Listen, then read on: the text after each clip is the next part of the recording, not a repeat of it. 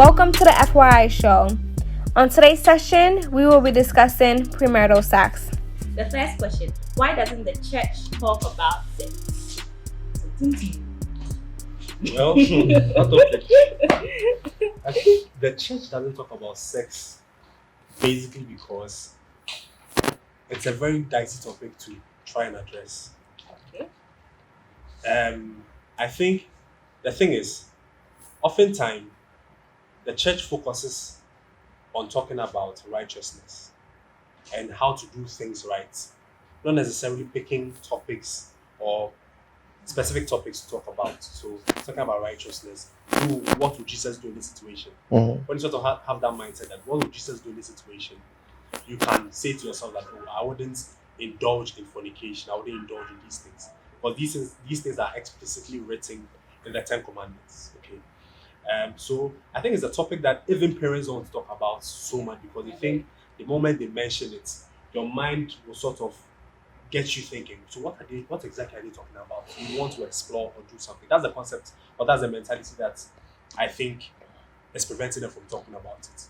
So I think, yeah, from my opinion, I think that's the reason why the church is not talking about it too much. Yeah, I actually agree with that because I think that most of the time, they are grown and then they know how energetic you are when you're a youth, right? So when you have so much information, you just want to try and see, is this really what it is or something like that. So I feel like sometimes they just want to hold back with information and then, like what he said, rather help you to prevent it. So this is a scenario, just avoid it instead of giving more information on exactly what it is. And that actually, I don't think is working out well because people are getting information from all sorts of places. Being a choir director at some point, being a youth executive at some point in charge, being a deacon, and even I was almost made a minister at some point in choir. Bro, you're a walking church. Yeah. So I think for them, they saw someone who loved God and who wanted to do stuff in church. But for me, I was doing a lot of things out of, I love God, of course, but then I was doing a lot of things out of fear of certain things that I was hearing, certain experiences of my friends when it came to sex and all those things. To a point where I remember I organized a youth program dubbed Sex, So What? And after the very first season, it was cancelled. So that gave me, Sex So What addressed the topic of sex in a very open way. We used drama, we spoke about it, we did a lot of things to address the subject of sex. But the problem was, to answer the question, I think the church is worried about image. What will it mean? What will I say? How will it be understood if I talk about sex in an open way that is beneficial to young people? So the church is concerned about image. Let me protect this image. It is supposed to be, sex is not clean enough to talk about in the circles of Christianity. So if I step out there and I talk about it, cool, but it cannot be in my confines. Personally, I think there's a lot to talk about sex outside the church, and there's nothing to talk about sex in the church because it ends there. No sex before marriage. That's all. Like, what else are you going to talk about? Sex positions? Like, what else are you going to talk about? So that's what I think. I don't think there's something to talk about when it comes to sex in the church. Yeah. Well, I, for one, think it's a cultural and it's a cultural thing. When we are growing up, they socialize us in a manner that, especially the women, yes, you are supposed to be respectable, you're supposed to be in the kitchen, you're supposed to do certain things. But then again, they never mention sex. I guess sex has been associated with pleasure, in quotes, so it seems quite unclean talking about it. You understand? So they teach us so many things when we are young, excluding sex. And we human beings, the things that they don't talk about are the very things that we want to do. Yeah. Exactly. So as kids, we probably go and hear it elsewhere from our friends, and then especially now we're exposed to so much movies and romantic books and everything. We are able to learn it outside and learn all the good things about sex. So okay, so sex is this pleasurable, sex is this. Why shouldn't I do it? The why shouldn't I do it is what the church doesn't talk about. I think that's what boils down to the point where we have to know that this thing needs to be discussed. Yeah. We need to tell people the reality on the ground. People need to know that people are having sex in the church. And Yeah. this Very much premarital so. sex is just because a lot of people are very naive. They don't even see the signs when it's coming. They don't even see Prepare for it. They or don't even, even prepare for it. Yeah. You know? So you find out that a lot of girls in churches get pregnant even than the girls in the world. Just because Exactly. I was just when that moment comes, they are unprepared. Mhm. And then one thing leads to another, and before they realize they had sex and then they are pregnant. And because they are Christians, they can't even attempt an abortion. You know? And so they come around the church and you find like, oh, this girl is pregnant. And now in our minds, they are the worst of the worst. They are the sinners. They are very bad.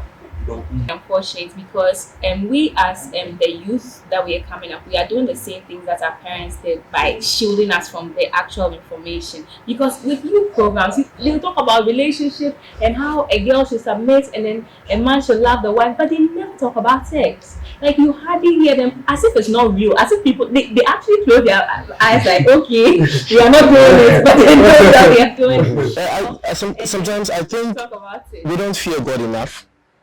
We don't. I mean, because there are Christians in the church. I mean, they, take part in church activities, do everything, pray, they speak in tongues, they do everything. Then after that, they have sex like, yo, it's a different thing on its own. Like, yo, this one I can't avoid it. Like, so I ask, different. Yeah, I mean, I get that. the thing is, I'm not gonna be hypocritical about it. Like, I'm part of it, you know. So the question is, do you fear God enough? Yeah, and the funny thing is that they tell us that sex is from God. So if there's something so important and so sacred, why is it hidden? And I find out that, like what you said, and one of my friends back in university told me that Christian girls are the ones who tend to fall. And you know, nobody had ever said that to me, and I thought about it, and I realized that it was so true. But why are they the ones who are more vulnerable than those in the world? Because when you think about it logically, those in the world should be the ones getting pregnant and all those things. But I don't know if it's because, you know, sometimes when too much information goes ahead of understanding, there becomes a problem.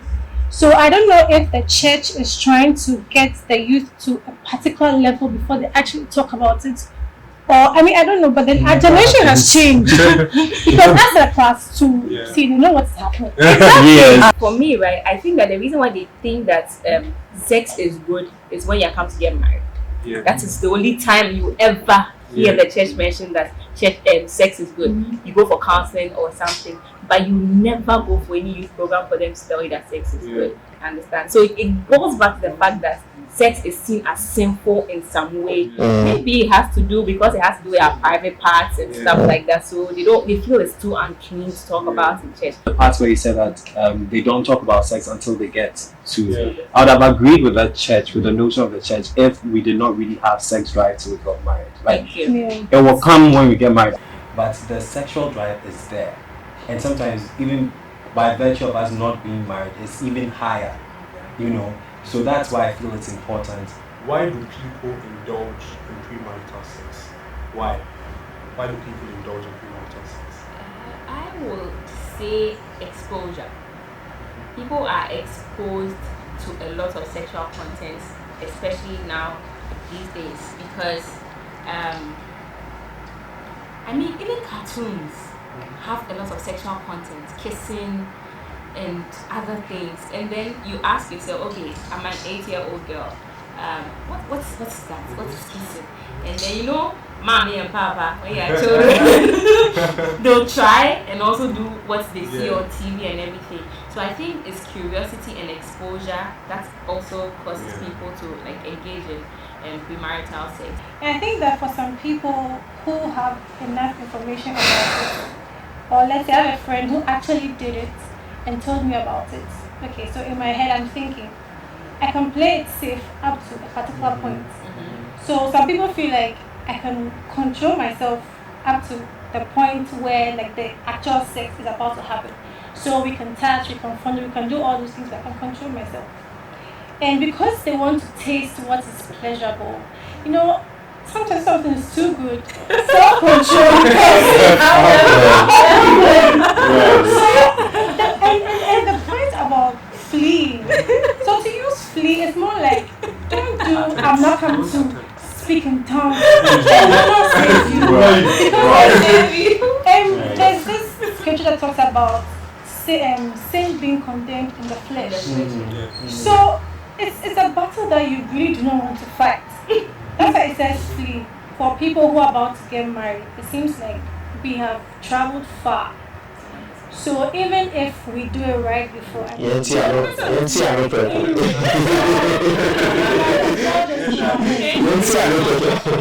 yeah, it's like I've already concluded that we've seen our parents, nothing's going to change. They do it before, and it's also fun. That's how some people think. Yeah.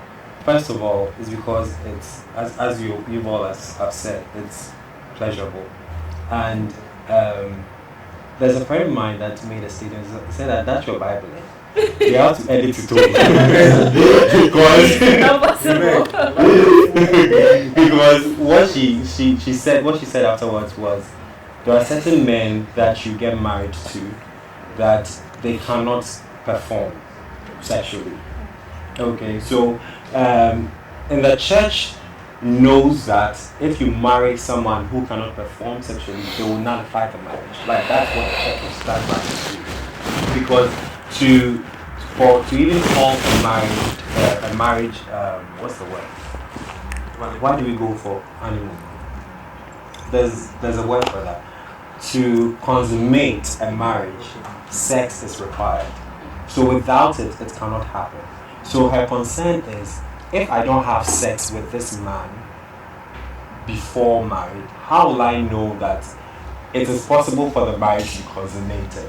So for some of these, I don't agree with it. So for some of these people, that is the reason why they indulge. They want to know the sexual compatibility. They want to know, can he even do it? Can he do it? Because some of them have also had that experience where they've been with people where they think you talk. So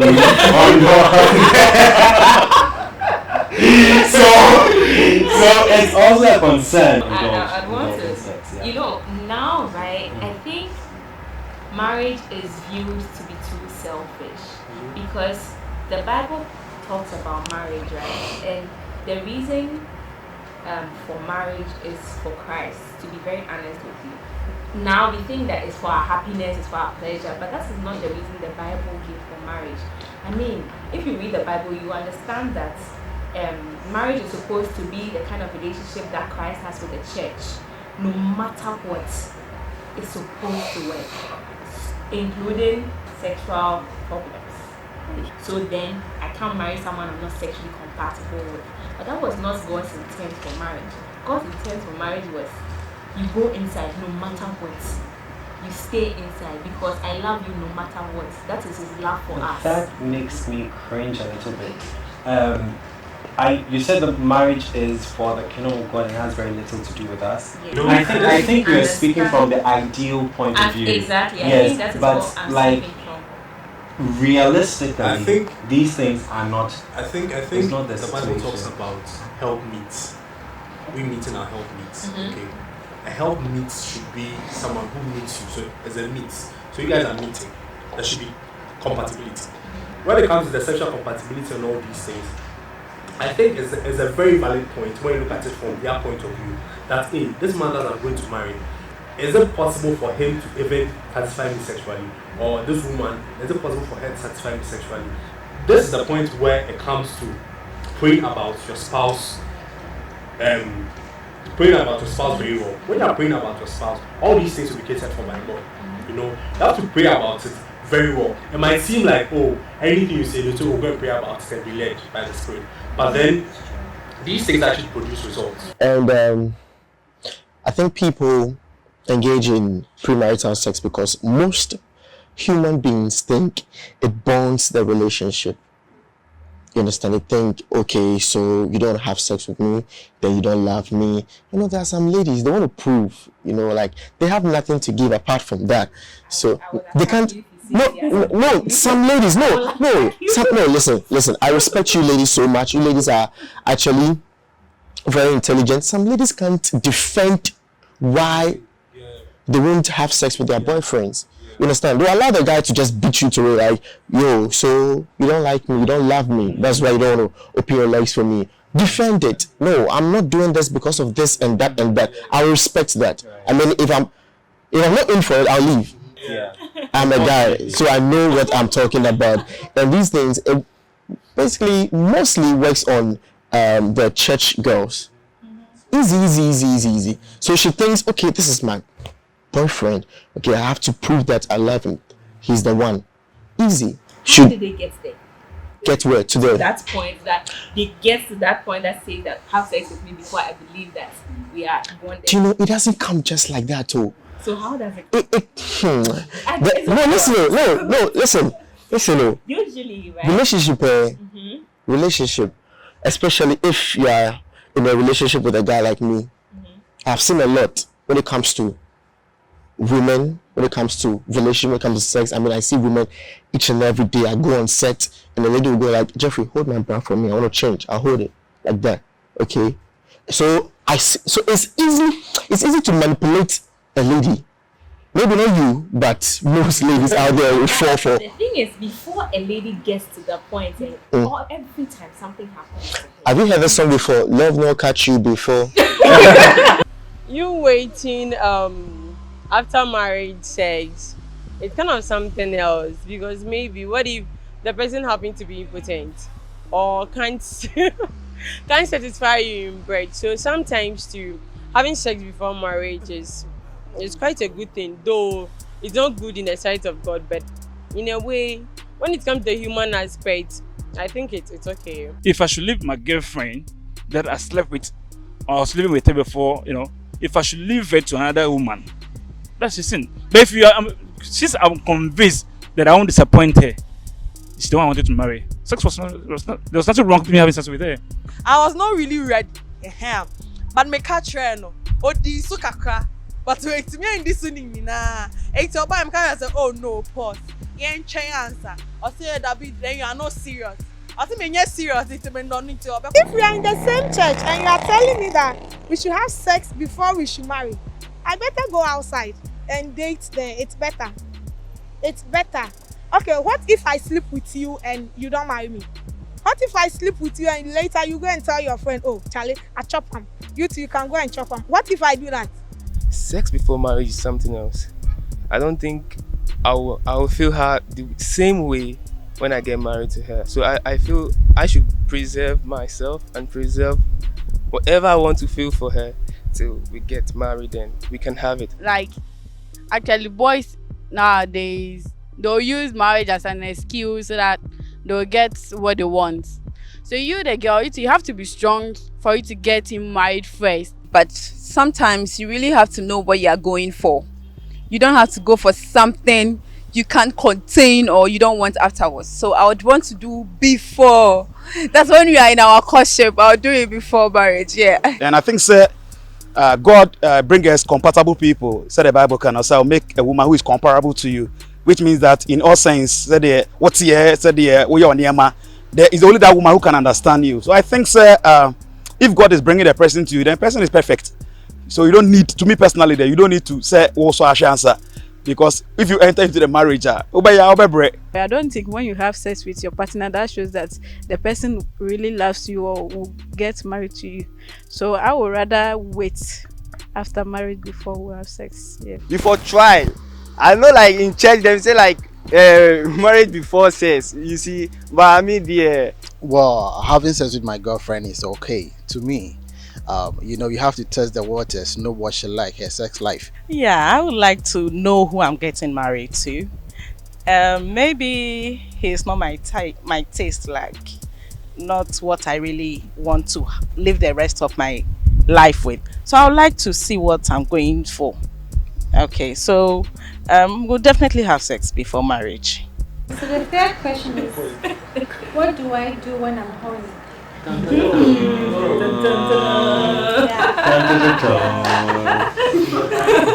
Yes, this question.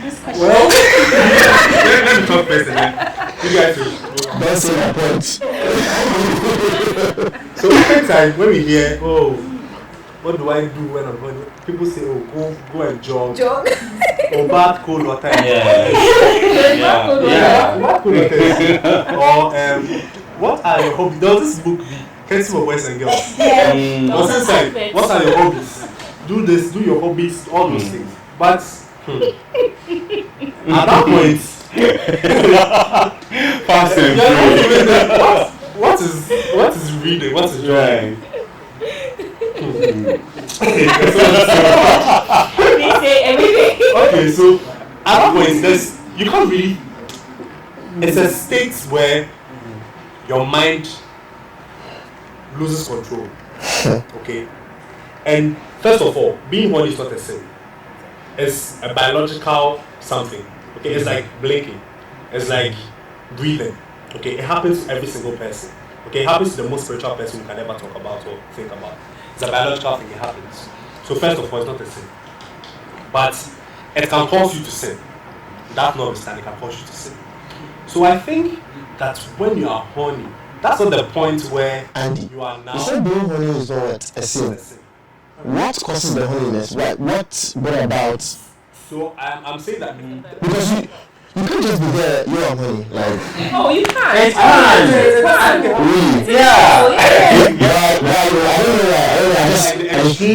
I'm just horny. I don't know I'm horny. I'm just horny. Oh, you can just be horny. I got to actually know that for some girls, when their period is coming, sexually active. So for some, it's either before or it's immediately after their menstrual cycle.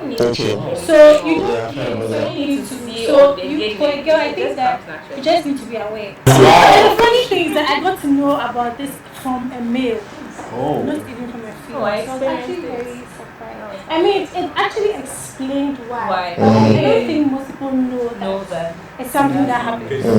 So it is actually a natural disposition. So it's a natural disposition. Okay. For some girls, I don't know what I'm horny. I don't know.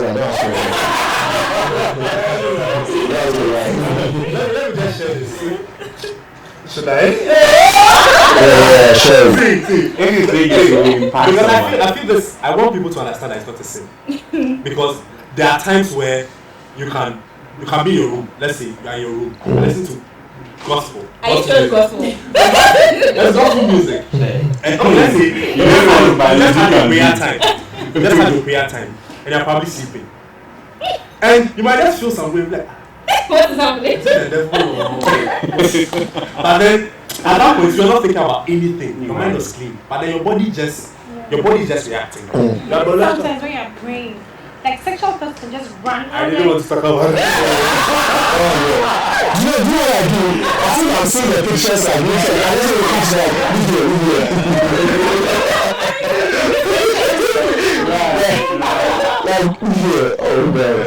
But the hobby thing actually works, though. Engage is something you actually really like.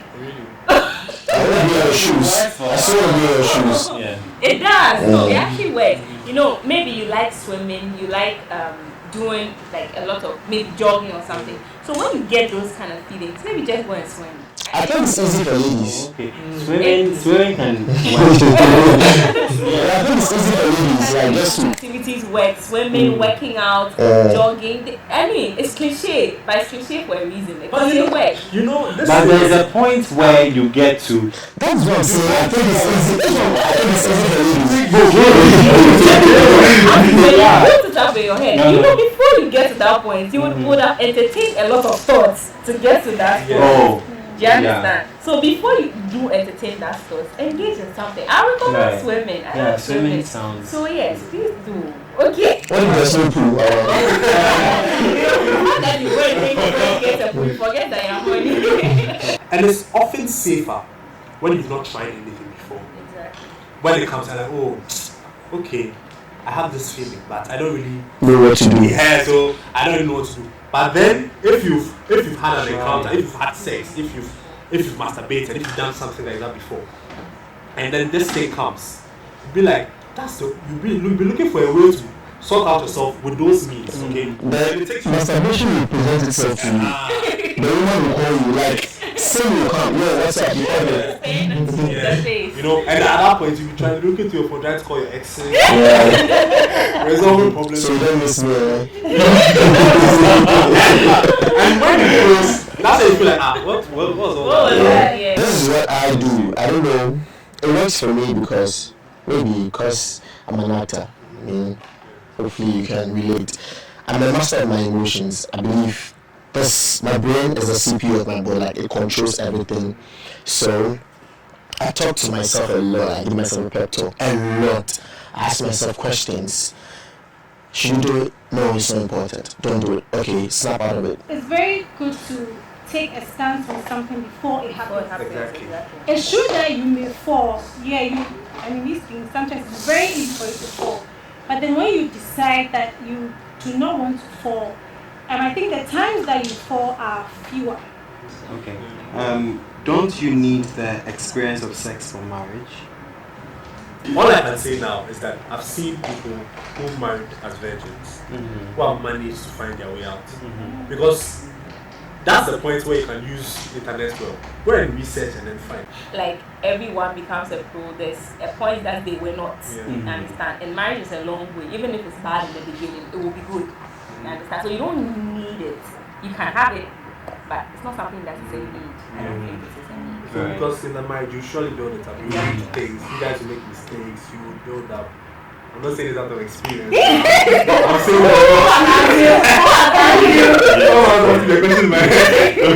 I'm saying it because that's the reality. But I think there's also a problem when one person has had sex and the other hasn't.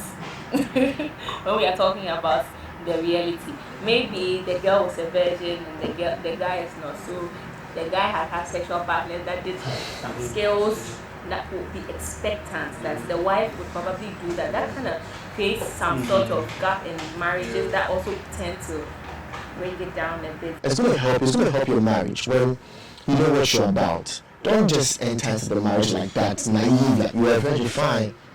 Your hymen is intact, cool. But know something, know that this is it. This is the thing. Okay, it's being placed here and that.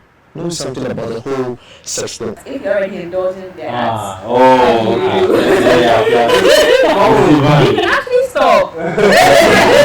No, you know that's the thing. We have this mind that, okay, so because I've done it once, I say, so I can do it then. Exactly. But then we are forgetting that we run on the floor of grace. You understand? It's not because we have earned something from Christ. Because I'm a good girl, God has to do this and this. No, it doesn't work like that with God. You understand? So we run on the floor of grace and it's renewed every day. So if you have done it, it's fine. You do not have to continue. How do I stop? So can you talk about that for a moment? Like, how do I stop? For me, let me go first. For me, I remember I used to be a blogger. I used to talk about this thing. Okay, so the first thing I spoke about in that article was deleting every person that is there for sex. It could be an ex-boyfriend, whatever it is. Delete that person that is there for sex, because you could be tempted another time. And the thing is that the first thing, in fact, is that you should accept that you can have sex. You should accept and know that it is possible for me to, we live in this Christian bubble where sometimes we feel like, it can never be me, I'm the leader, I'm the prayer secretary. But accepting and knowing that it can be you actually helps you to do these things. So it will take you to the next point to say that don't give an excuse. I'm just going to visit her at 11 p.m. You will fall. You're just talking in the corner. It's just normal, just usual. Don't give excuses. All these. This is what our resource persons have to say. It's a no because you are not married to the person. Yeah. What if she gets pregnant? It's going to be a disgrace to the family, the girl's parents. Yes. You understand? Then you are now coming to think about abortion, so it will be sin upon sin. All sorts of things will be running through your head. Abstinence is the best, just abstain. Yeah, it's a no. Why can't you wait till you get married? I know it's difficult. It sounds crazy. It sounds strange. So But- get married early. Get married early. No, and also, yes, get married early. Agreed. Also, pray about it. Yeah. God, please, let my woman be my spec. Talk to God. Vibe. You see, now, God, we are in the 21st century. So, Charlie, you can vibe with God. Not like those days that you cannot vibe. Now, vibe. Tell God, God, please, let my woman be my spec. I want her like this. I want her to be this. Pray over it. I'm just kidding, but pray over it. And God will surely answer your prayers. I realized when we were dating, I want to sit here and tell you that we never had sex before we got married. You We don't did. say it like that. You won't say the journey was smooth. There was accident. Okay, let me quote it more. So I won't say it wasn't accident free. There was an accident. Yes, it happened. Unexpectedly, it happened. So it's like, right, the first day, even I remember the first day I kissed a guy.